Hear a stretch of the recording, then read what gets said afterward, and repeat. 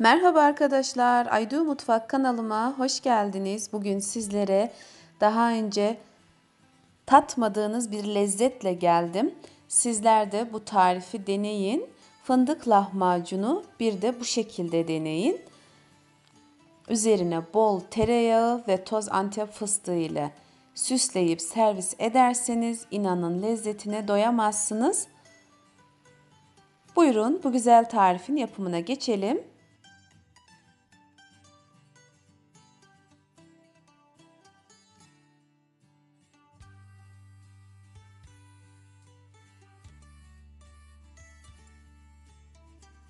İlk olarak hamurumuzu yoğuralım. Hamurun içerisine 1 tatlı kaşığı kuru maya ilave edelim. Kuru maya olmayanlar çeyrek yaş maya kullanabilirler. Üzerine 1 adet küp şeker ve 250 milim bardakla ilk etapta 1 su bardağı ılık su ilave edip karıştıralım. Karıştırdıktan sonra mayanın aktif hale gelmesi için bir 3-4 dakika dinlendirelim. Mayamız aktif hale geldikten sonra üzerine 1 su bardağı daha ılık su ilave edelim.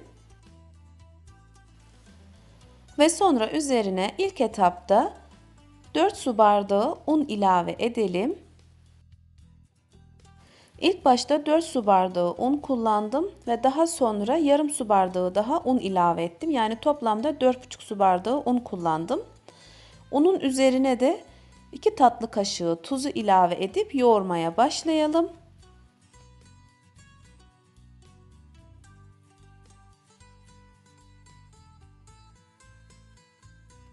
Yoğurmaya başladıktan sonra üzerine 2 yemek kaşığı sıvı yağ ilave edelim ve yoğurmaya devam edelim. Yağı ilave etmemizin sebebi hamura çıtırlık vermesi için arkadaşlar. Hamurumuz daha çıtır olacaktır. Üzerine sıvı yağ veya zeytinyağı ilave ederseniz her iki yağı da kullanabilirsiniz. Ben sıvı yağı tercih ediyorum ama elinizde zeytinyağı varsa zeytinyağı da kullanabilirsiniz. Hamuru pürüzsüz bir kıvam alana kadar yoğuralım.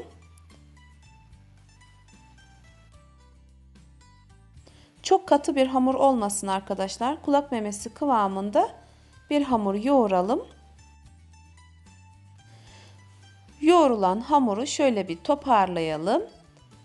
Sonra hamuru mayalanması için üzerine örtüp kenara alalım. Hamuru yaklaşık 45 dakika ile 1 saat arası mayalandıralım arkadaşlar. Hamur mayalanırken biz de iç harcını hazırlayalım. Kıymalı harcımız için 1 adet büyük boy soğanı iri olacak şekilde böyle bir el robotunun içerisine doğrayalım. Üzerine 1 adet yeşil biberi doğrayalım. 1 tutam maydanozu da yine iri olacak şekilde doğrayalım. Üzerine büyük boy 1 adet domatesi de doğrayalım.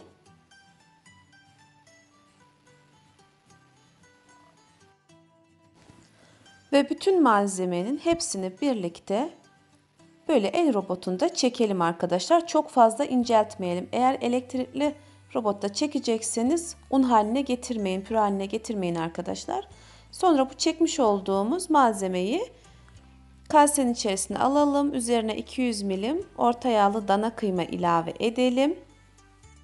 Sonra üzerine 1 yemek kaşığı biber salçası, 2 yemek kaşığı domates salçası ilave edelim. 1 çay kaşığı karabiber, 1 çay kaşığı kekik, yeteri kadar tuz, 3-4 yemek kaşığı sıvı yağ ilave edip karıştıralım. Böyle güzel karıştırdıktan sonra üzerine 200 milimlik bardakla yarım su bardağı su ilave edelim. Suyu kontrollü olacak şekilde ilave edelim arkadaşlar.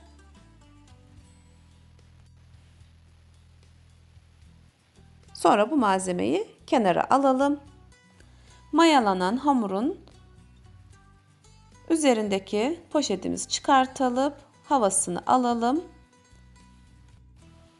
ve hamurdan ceviz büyüklüğünde parçalar kopartıp bezeleyelim. Böyle gayet küçük olacak şekilde bezeler hazırlayalım arkadaşlar. Çünkü fındık lahmacun yapacağız.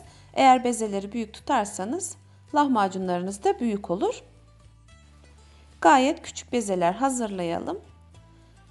Sonra bezeleri masanın üzerine alıp unlayıp biraz açalım ve hazırlamış olduğumuz kıymalı harçtan üzerine yeteri kadar alıp kaşıkla üzerine yayalım. İster silekste ister tavada olacak şekilde lahmacunlarımızı pişirelim. Ben sileksi önceden ısıttım. Sonra gördüğümüz şekilde böyle elimize lahmacunu alıp pişirelim. Yine aynı şekilde lahmacunu açalım merdane yardımıyla. Çok fazla büyük olmayacak şekilde açalım. Sonra açmış olduğumuz hamurun üzerine kıymalı harcımızdan yeteri kadar yayalım. Böyle üzerine hamurun üzerine kıymalı harcımızı yayalım. Sonra arkalı böyle altı güzel kızarana kadar pişirelim. Bakın bu şekilde bitene kadar bu işleme devam edelim.